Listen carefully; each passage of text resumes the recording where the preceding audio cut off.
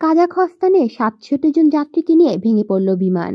কাজাখস্তানের আকতাউর বিমানবন্দরের কাছে আজারবাইজান এয়ারলাইন্সের একটি বিমান ভেঙে পড়েছে।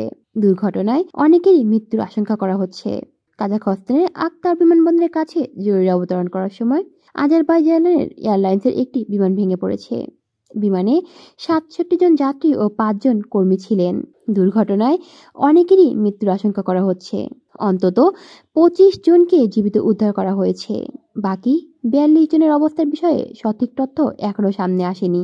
রাশিয়ার সংবাদ সংস্থাও এই দুর্ঘটনার কথা জানিয়েছে। তারা বলছে যে কাজাখস্তানের জরুরি মন্ত্রক জানিয়েছে যে আজারবাইজানের বিমানটি রাশিয়া চেচেনিয়ার বাকু থেকে গ্রোজনি যাচ্ছিল, কিন্তু কুয়াশার কারণে বিমানটির জন্য অন্য রুটে ঘুরে দেওয়া হয়।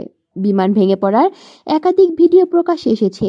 তাতে দেখা যাচ্ছে বিমানটি মাটিতে আছড় খেয়ে পড়ে এবং তারপর সেটিতে আগুন ধরে যায়। সরকারি সূত্রে জানা যাচ্ছে যে বিমানে ৬৭ জন যাত্রী ও ৫ জন কর্মী ছিলেন, যাদের অধিকাংশই আজারবাইজানি ও রাশিয়ান নাগরিক। সোশ্যাল মিডিয়া তথ্য আসছে যে এই যাত্রীদের মধ্যে প্রায় ২৫ জনকে দ্রুততার সঙ্গে হাসপাতালে নিয়ে যাওয়া হয়েছে। আজারবাইজান এয়ারলাইন্স জানিয়েছে যে ভেঙে পড়া বিমানটি একটি এম্বার ১৯০ বিমান। এর নাম্বার ছিল J28243। এটিকে বাকু থেকে গ্রোজনি রুটে জরুরি অবতরণ করানো হয়েছিল। আকতাউ থেকে ৩ কিলোমিটার দূরে জরুরি অবতরণের চেষ্টা করার সময় বিমানটি ভেঙে পড়ে। কলি শিকদার, বাংলা নিউজ নেটওয়ার্ক।